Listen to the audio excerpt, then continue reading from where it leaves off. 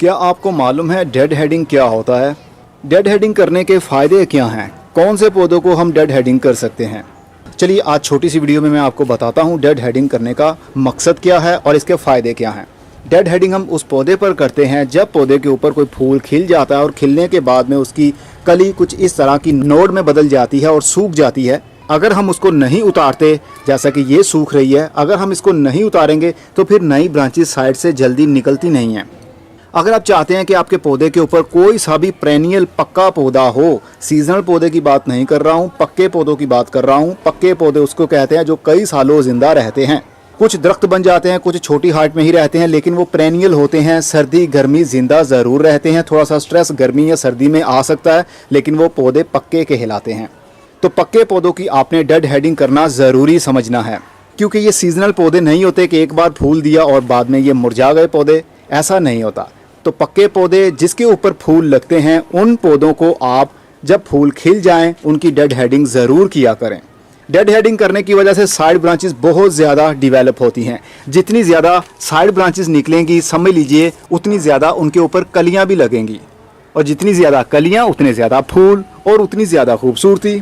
आप देख सकते हैं कितनी कलियां लगी हुई हैं। एक टहनी के ऊपर मल्टीपल ब्रांचेस निकली हुई और हर टहनी के ऊपर एक एक कली ज़रूर निकली हुई है, लेकिन इसके बीच में ये फूल खिलने के बाद में ये पोड़ बन गया है। इस पोड़ को हमें काटना पड़ेगा। इसके अंदर बीज भी बन सकते हैं, लेकिन ये इंग्लिश गुलाब है। इंग्लिश गुलाब बीज से नहीं उगता, मैंने ट्राई करके देखा है।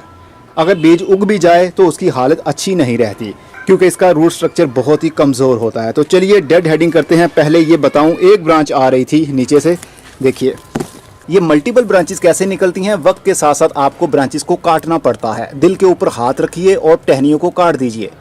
आने वाले टाइम में वहाँ से मल्टीपल ब्रांचेस निकलना शुरू हो जाएंगी। देखते ही देखते आपका पौधा बुशी अंदाज से ग्रोथ करने लगेगा।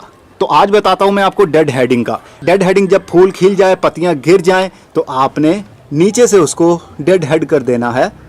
इसका मतलब सर ही काट देना है ऊपर से, लेकिन साथ में थोड़ी सी टहनी भी ज़रूर रखनी है वहाँ से जहाँ से टहनी शुरू हो रही है नीचे वाली।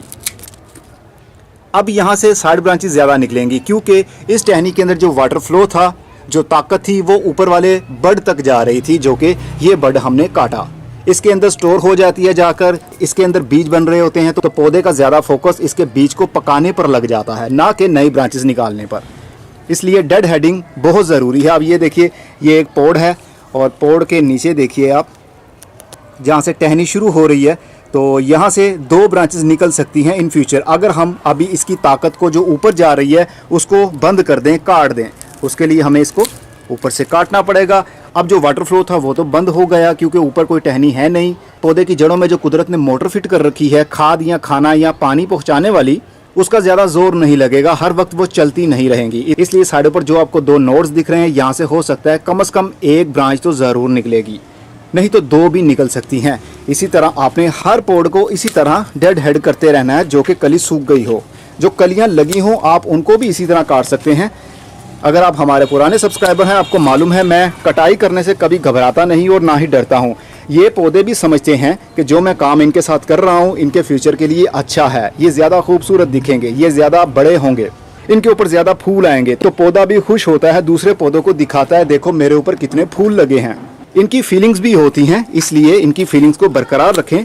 तो जैसे हम अपनी हिफाजत करते हैं, अपनी सेहत का ख्याल रखते हैं, इसी तरह हम अपने पौधों का भी ख्याल रखेंगे तो ये भी खुश हो जाएंगे और हमारे लिए दुआएं भी करेंगे। समझ रहे हैं जनाब, दुआएं भी करते हैं ये पौधे हमारे लिए। इसलिए पौधों के पास जब जाएं अच्छी अच्छी बातें किया करें, अपने दिल की जो बातें होती हैं इनके साथ शेयर किया करें। ये दुआ करते हैं, हो सकता है कि आपकी दुआ कबूल ना हो, आपके पौधे की दुआ कबूल हो जाए। तो पौधों की अच्छी हिफाजत कीजिए। उनकी कटाई करनी पड़ती है तो करिए, क्योंकि कटाई करने से आपका पौधा ख़राब नहीं होता, बल्कि उसकी अच्छी सेहत के लिए हम उसकी कटाई कर रहे होते हैं। और साथ में ये भी बता दूं, जब बहुत ज़्यादा ब्रांचेस का गुच्छा बन जाए तो थोड़ा सा उसको एम्प्टी करना पड़ता है। उसके पत्ते थोड़े से हमें काटने पड़ेंगे ताकि सूरज की धूप और हवा बराबर की हर एंगल से गुजर सके। मैं वो भी काट लेता हूँ। तो देखिए जनाब, मैंने टहनियों को काफ़ी हद तक एम्प्टी कर दिया है ताकि हवा और सूरज की रोशनी बराबर हर एंगल से पहुँच सके। जब हवा गुजर नहीं पाती, धूप क्रॉस नहीं हो पाती, तो वहाँ पर फंगस लगने के चांसेस बढ़ जाते हैं। कीड़ों के वो घर बन जाते हैं, मकड़ियाँ आकर जाला बुन देती हैं, जिस वजह से आपके पौधे के ऊपर डाई बैग की बीमारी भी लग सकती है। मतलब पौधा ऊपर से खुश्क होना शुरू होता है, काली टहनियाँ होती हैं, आहिस्ता आहिस्ता पूरा पौधा नीचे तक काला हो जाता है। तो इससे बचने के लिए भी वक्त के साथ साथ आपको पौधे की कटाई करना ज़रूरी होता है, पत्तों को काटना ज़रूरी होता है, ताकि ब्रांचेज हमें नज़र आ पाएँ, धूप हर जगह से पहुँच सके।